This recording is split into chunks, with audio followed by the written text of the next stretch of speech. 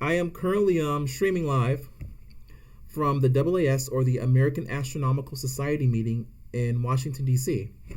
And so the idea for today is to kind of give you guys an update on what's kind of currently happening at the AAS meeting.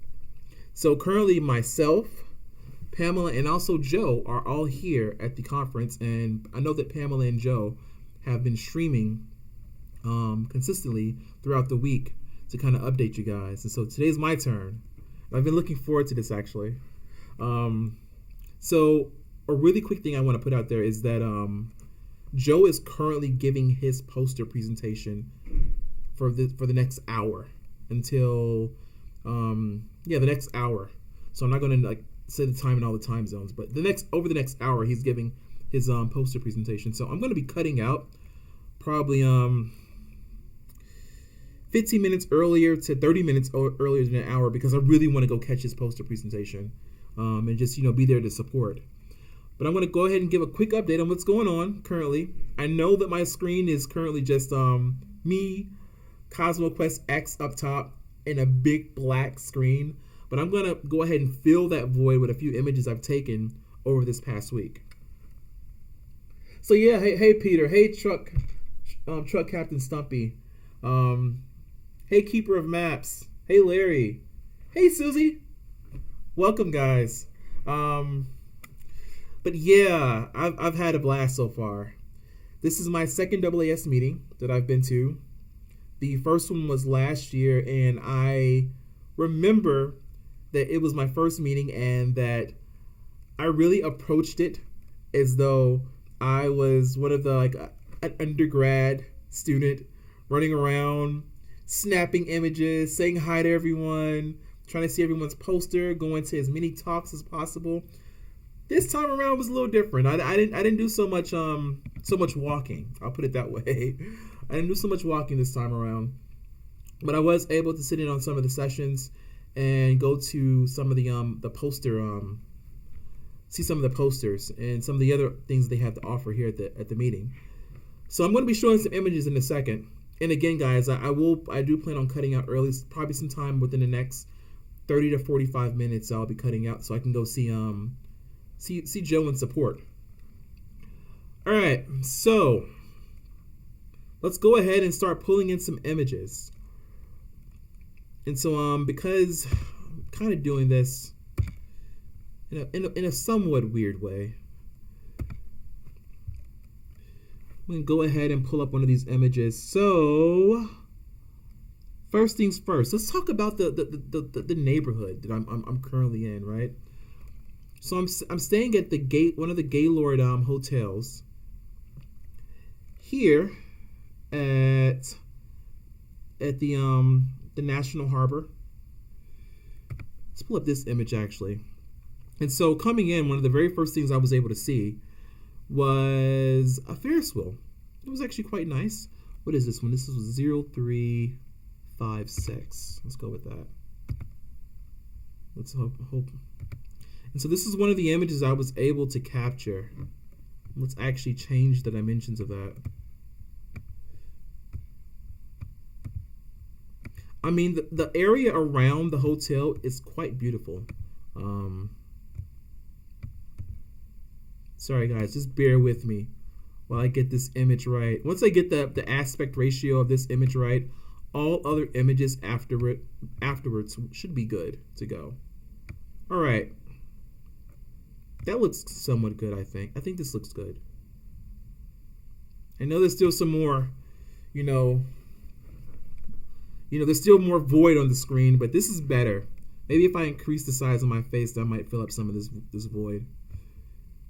Oh, that didn't work. What's up with that? Why is it? There we go. That's a little bit better. All right. All right, perfect. So, I want to make sure I keep up with some of the comments here. Yeah, I would go stream it live, but the only issue with that is that some people don't want their faces to be captured, and that might be a problem for the stream.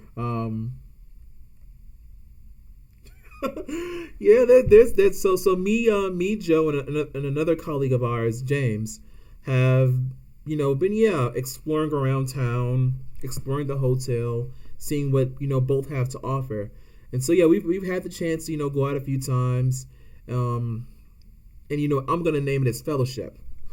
We had a few times to go out, just get to know one another a little bit better. This is actually my first time meeting Joe in person, and it's been a blast. I've met James in the past, and it was a blast with him as well.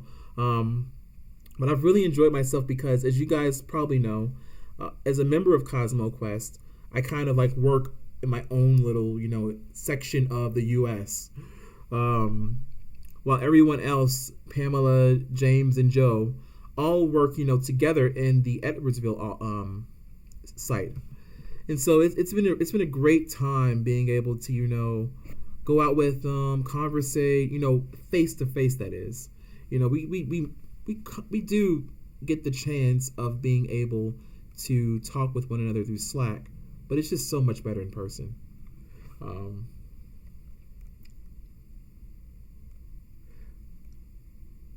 oh, that's good. So the wheel reminds you of London. That's a good thing. Well, yeah, when I first saw it, and of course the view of the I think it's the Potomac. The view of the Potomac and the background is great. It's iced. It was iced over. It's some parts of it is iced over, but it still looks great. It's a great view. Um, Very good view.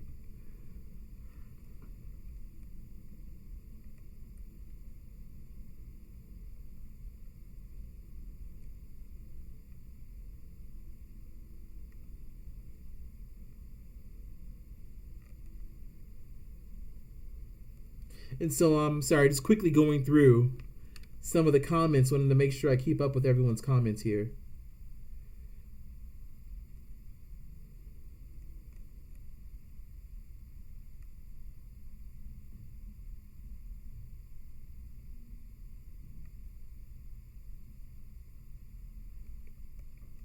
Is there a problem? I hope not. Hi, Bill. Welcome to the stream. All right. So, as I was saying, we're here at the National Harbor, Washington. Well, I think this is probably actually Maryland, but near Washington D.C. at the Gaylord Hotel. And so this is one of the images I took of the Ferris wheel, one of the attractions they have to offer here nearby the hotel. And so, as I was saying earlier, the nearby city is really beautiful. Another image I'm going to go ahead and pull up here. And I will get to some more sciencey images in just a second, guys. But I wanted to highlight the nearby area before moving on to that stuff. And so we're going to change this image. And so which one do I want to go with? And so they actually have a few statues around. And I'm seeing I don't have any of the statues, which is a shame. But it's okay. We don't have to go with one of the statues. They had a replica of one of the I think this is the Ford Model T car in a nearby area. So I'm just gonna go with that one really quick. And so I was quite impressed to be able to see all of this artwork they had around the streets, and you can kind of see in the background some of the restaurants that are nearby. But what me, Joe, and James have kind of determined is that if you want to get food at a conference, at least what I've determined, if you want to get food at a conference, it is best to leave the region where the conference is actually at. In this case, I'm talking about the hotel because things here are expensive. So I haven't been able to actually go to any of the nearby museums. The plan is after going to see Joe's poster presentation, me, Joe, and James will go out to a nearby museum. I can't remember which one it is, but we're gonna go to a museum and see the artwork that's there.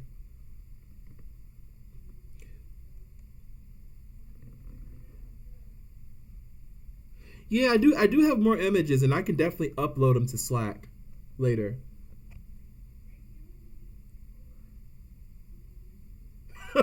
So go to some of the military bases and try some of their food. They're not going to like hand me an MRE, are they? I think it's called an MRE. Yeah, I live in Clarksville, Tennessee, and so it's a military town, and I know my neighbor who's a retired army doctor. He had some MREs and was offering them to me, and so I'm fearful of going to one of the military. I'm actually just playing around, of course. I'm sure the food there is just as good as all the other restaurants around, if not probably better. But yeah, I do plan on going to the museum today, sometime around. We'll be leaving sometime around 2 p.m. Eastern time. Yeah, that's a nice old school, as you see in the image, a nice old school Ford Model T.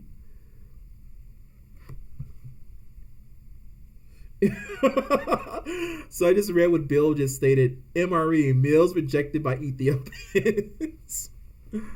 Oh man. Okay, retired Marine. That makes me feel a lot better. You can make comments like that. If I were to do it, then it might be an insult. All right, so guys, let me move on to the next image that I have in the images that I have available. So let's get back to that. Do some browsing. So now I'm going to go ahead and move away from the images that I took of the outside of the hotel region, and now we're going to kind of like come indoors to the hotel and kind of look at things that are being presented at the conference itself. I didn't get any images from the oral sessions. However, I do have a few images from the poster sessions. And so I'll go ahead and I'll kick it off with an image of myself and my poster. So this is going to be 332, image 332. Let's go ahead and open it. All right. So that's me standing in front of my poster with my my badge in the wrong direction. But if the badge was around, I'll have it here. You'd see that. Matthew Richardson Planetary Science Institute, which is the organization that I work for. And of course, the Planetary Science Institute specializes in planetary science. But as many of you know, I work on the CosmoQuest project.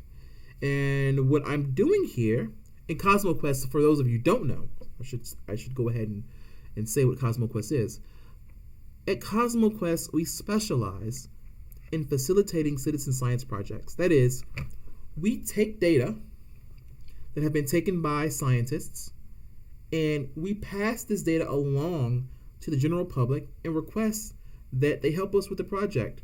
They contribute either by, themselves, annotating images, or if possible, donating a resource of theirs towards furthering a science project or some science goal.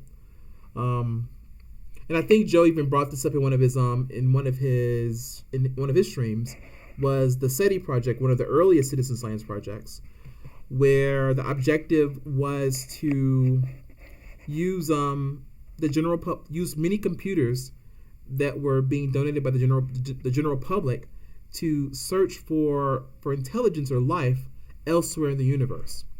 And so in that situation, that's citizen science, but in that case, the citizen scientists are donating a resource that's not themselves, in this case, a computer. And so we specialize in citizen science. As of right now, many of the projects that we currently offer, that are currently available, we're primarily asking the citizen scientists to donate themselves, of course, to annotate images. And in the poster that I'm presenting here, I'm kind of talking about the software aspect of it all. What tools does CosmoQuest have to offer? And, looking at our current projects, it's clear that we are able to offer tools in being able to annotate images and everything along those lines. But we offer a lot more, of course. We can create new tools if need be, and it will heavily depend on exactly what the goals of the project are.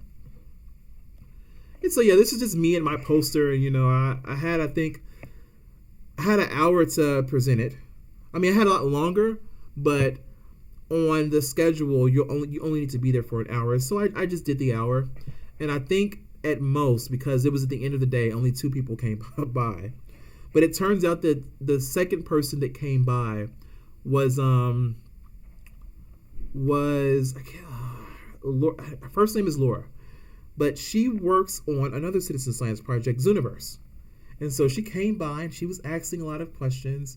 And me and my postdoc mentor, Jennifer Greer, who also works as the science lead on CosmoQuest. I am so sorry. I'm just up here talking and I'm not even looking at comments. Oh, that's cool, Keeper of Maps. So you did SETI as well. Of course, when the original project was SETI project, that is, when it was around, I was a very young kid at that time. So I didn't have a computer to be able to donate to the cause. Yes, welcome, Caring Mink. Thank you for joining us. Thanks, Susie, for keeping up with the welcoming of the audience. Hi, Guido. I see the truck said hi to you, so hi, Guido. But yeah, pretty big badge. Okay, so let me tell you about this badge. So the conference itself takes up how many floors? I want to say it takes up 2 floors. Yeah, 2 floors in general. It takes up 2 floors. Those floors being the atrium and the ballroom level. And so, in general, if you're at the ballroom level and you're trying to get into the oral sessions, because that's where the oral sessions are being held, at the ballroom level, which is I think floor 2 at the hotel. You don't really need this. You can just walk around. You can just go into a session. You can listen to the oral, the presenter present his research, give his slideshow, and be just fine. However, if you want to go to the poster presentations, you need this. So I tried to walk into one of the poster presentations, and as you see in the image, right? My name tag is reversed, so you really can't see my name or what organization I'm associated with. So I tried to walk into the area where they're having the poster presentations, and I was quickly stopped. Like a hand came out of nowhere and was like, "Sir, where are you going?" And so I kind of turned around. I'm like, "Am I in trouble? What have I done?" But he really wanted to make sure that he could see my name and my what organization I'm from and whatnot, and to also make sure that my pass matched the day that I was currently trying to enter the poster presentation sessions. So in my situation, I'm cleared for the entire AAS meeting, so I can go to the poster presentations every single day of the meeting. However, my advisor, not my advisor, but my postdoc mentor, Jennifer Greer, she ended up buying just a single day and was only able to go to the posters for that single day. So and it's pretty expensive too. Everything here is pretty expensive. But let me catch up with comments.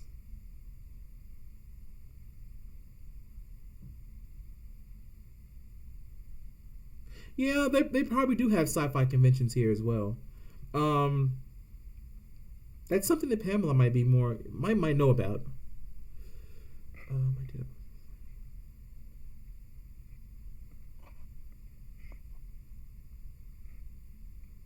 Oh, that's cool, Carrying Me. I actually ran into a dentist actually. So I was sitting at a table waiting to get up to present my poster, and a gentleman walked by and was like, "Hey, can I leave my coat here?" will you be here long enough for me to leave my coat? And I said, yeah, sure, no problem. And so we started to talk. I explained to him that I would be presenting a poster for the organization that I work with, and he was like, yeah, this format, this general format is very similar to what him and other dentists do for their conferences. And so I was like, cool, this is like a common thing, and I was actually quite happy to hear that. I should have asked them where and when would their next conference be. It's always great, of course, to go outside of your discipline and learn more, as he was doing.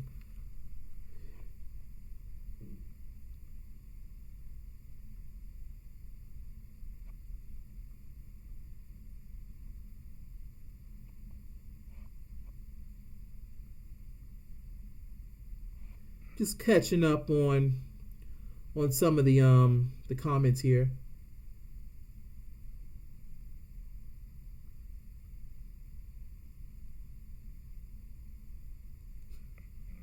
As you should be, carrying Mink. Whenever you have the chance to disseminate knowledge, you should definitely be proud of that.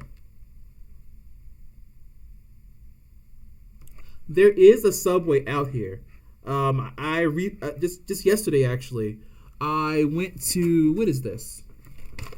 I went and grabbed some Potbelly.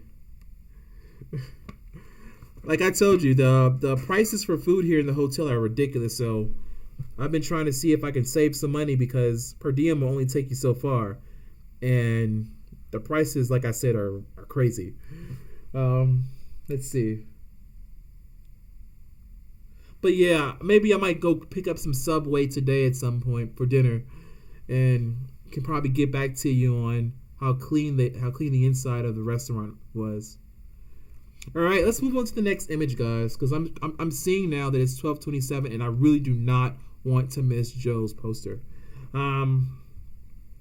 So we are going to move on to the next image that I have, and of course, at a conference like this, there's of course one big name that you'd expect to be there. Let's see if anyone can get it. This is an astronomy conference. What large organization would you expect to be at an astronomy conference? 10 points to the first person who gets it. I don't know about the AAAS. Ah, there we go. NASA. So let me go ahead and bring up the image of NASA's kind of, region of the poster session. Let's see.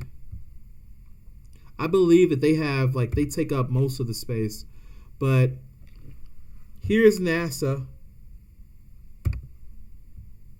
The NASA section of the poster presentation area, and they had a lot of stuff going on, actually. A whole lot of stuff. I wasn't able to get into everything, but they offered, of course, their stickers and stuff like that. I had to get a sticker because I like to be able to get NASA stuff. But one of the key things that I end up tuning in on was, and I hope I can bring it up really quickly, was this. 376. Here we go.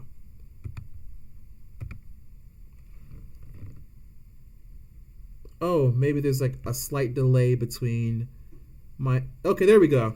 There you go. So, this is NASA's, I believe it's called Science on a Sphere. And so I was walking around looking at all the various posters, and I immediately saw this, actually. And I was like, okay, what is this? And I looked up, it said Science on a Sphere. I was like, cool.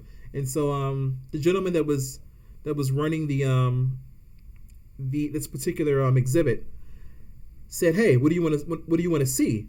And so I looked at him for a second, like, what do I want to see? Show me Jupiter. And so he was like, cool, here's Jupiter. And so he pulls up, and basically what's happening is you kind of have this little tent structure. In the center of the tent, you have this ball hanging down.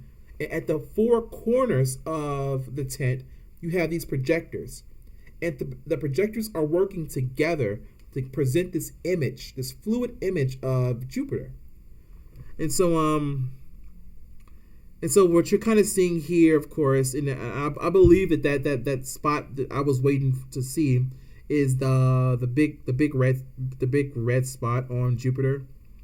As he explained it, it's basically just a very large cyclone happening within the atmosphere of Jupiter. And so I was like, this is so cool, you know. And he was explaining to me how these images are being like generated from 35 years worth of data from NASA missions. And I was like, this is incredible. I mean, with 35 years worth of data, you can see how things advance over, or how things change over time. And so I thought it was really cool, actually.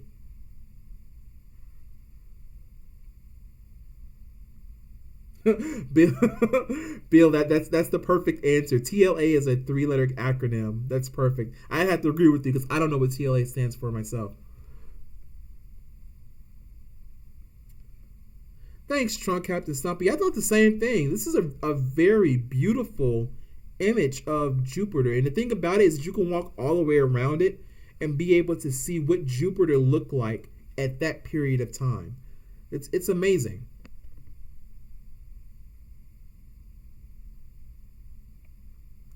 And so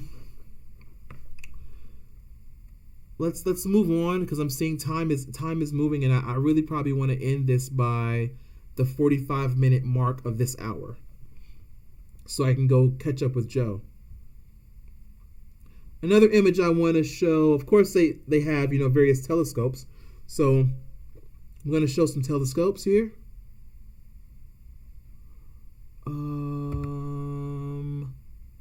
Telescope. Where are you?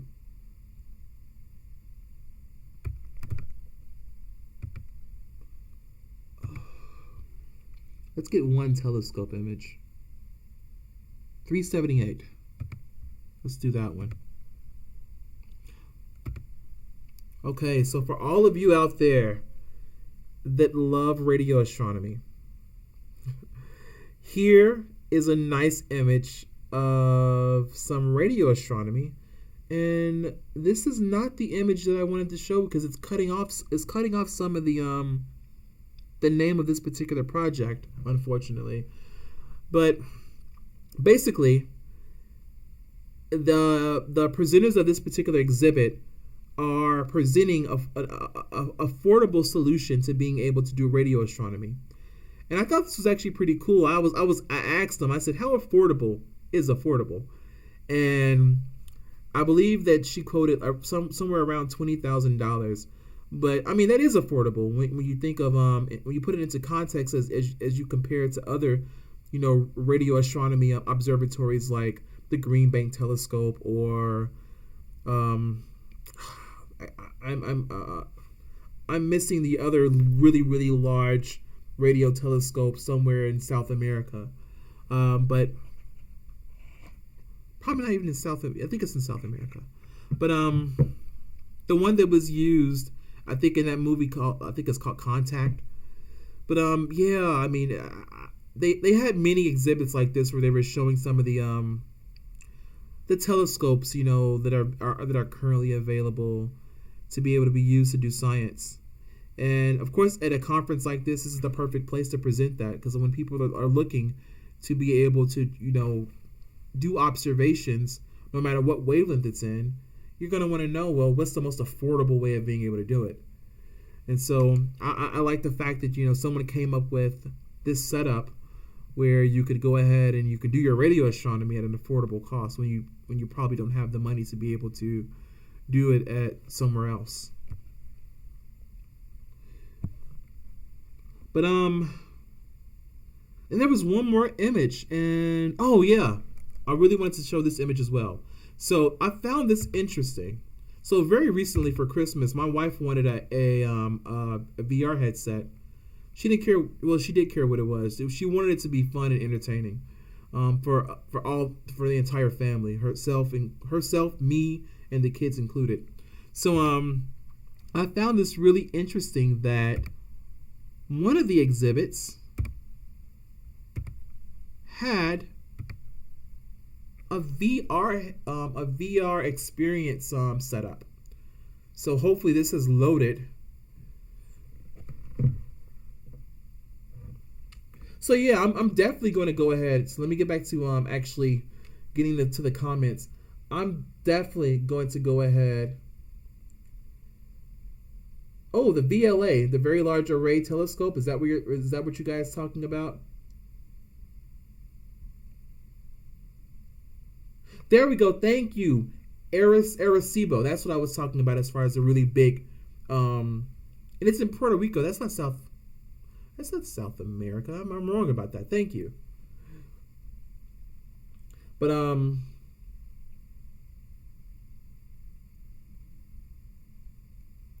But I found this actually really cool. This is what we're seeing in the background here is a big screen, a really big screen TV. I would love to have something like that in my house. But a really big screen TV hooked up to a VR headset, and I'm gonna go back. Actually, I didn't get a chance to experience it, but I'm gonna go back and check it out. But I believe what we're looking at here in the image is a galaxy, if I'm not mistaken, an image of an AGN, because that looks like it's like a disc. So like maybe like a spiral galaxy, and then what we have is like an AGN, which is basically a supermassive black hole at the center of the galaxy, and probably has like material around it, some sort of like accretion disk that it's sucking material from. And this whole process will produce these kind of this jet-like structure you're kind of seeing coming out of the center of that disk in that TV image. But yeah, I think that's what they're showing there, and it's pretty cool actually. Just looking at the TV screen actually, I really want to go back and put the VR headset and you know have that kind of like immersiveness, immersive feeling of looking around and seeing what's around me. But this exhibit was being presented by the Space Telescope Science Institute, located, if I'm not mistaken, somewhere nearby here, probably in Maryland somewhere. But yeah, that was actually pretty cool. And there's one more image, and I don't think I was able to transfer it over. So my setup today is very different than my normal setup. So I'm actually using two computers this time around because Joe let me borrow his computer that he was streaming from for his past, I believe, 2 streams here at the conference. And so this has actually been working out. This works out much nicer, actually. One, the laptop that I'm using for this stream is far more quieter than my laptop when I'm streaming with it. So that's a good thing. And plus, I can actually I can look over to my right, and I can see your comments. Oh, VR Bridge Crew. Yeah, I haven't had the chance to try that out. I know it's definitely offered on the PS4, which is the VR system that my family and I have. So it's in Baltimore. Thank you. See, I love these sessions. Whenever I need someone and one of the major reasons why I like these sessions is because you guys are the ultimate fact checkers. It's not like me just sitting up here talking. We're actually able to, conversate, have a discussion about what's going on here.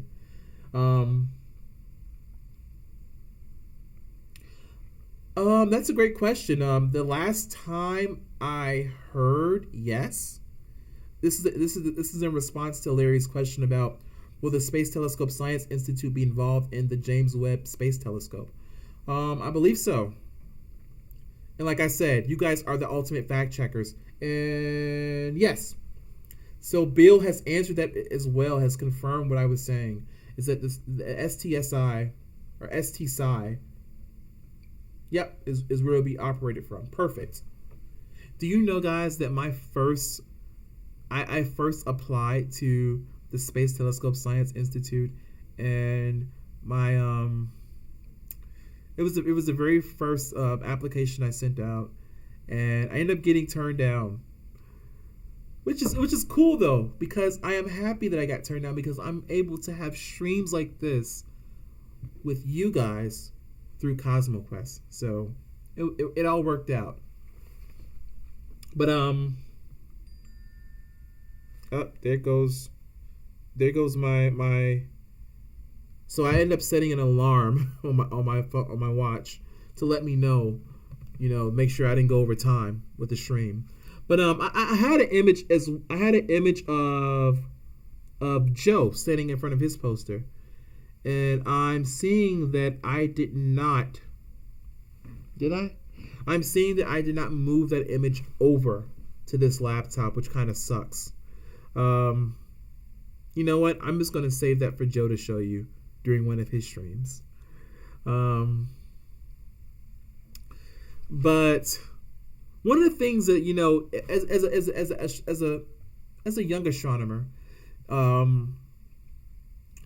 typically when you go to these type of conferences, you'd want to see, the current research that's being done in your field of science. And so, as some of you guys may know, my background is in high energy astroparticle physics, and more specifically, I worked on studying the source distribution, the propagation, and detection of ultra high energy cosmic rays originating in our universe.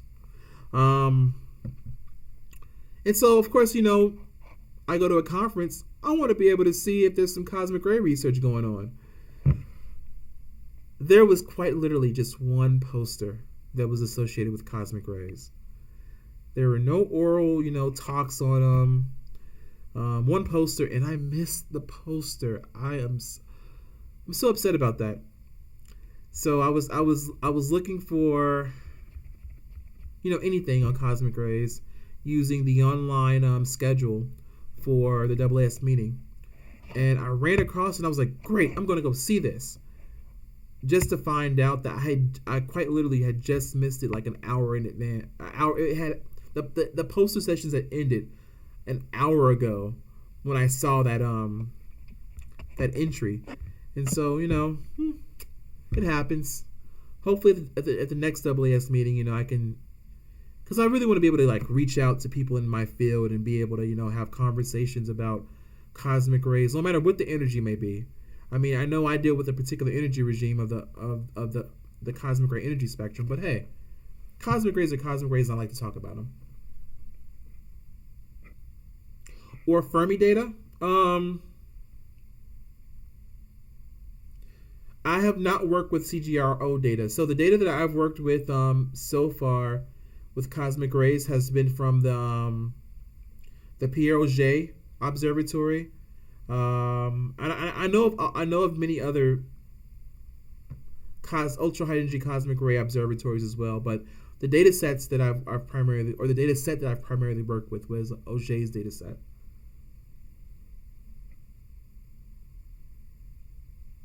Yes, Larry, cosmic rays are awesome, right? They tell us a lot about, what sort of material is out. Well, one, what sort of material is out there in the universe, both in space and time. So yes, they're very, very awesome, and they come from the highest energy events in our universe.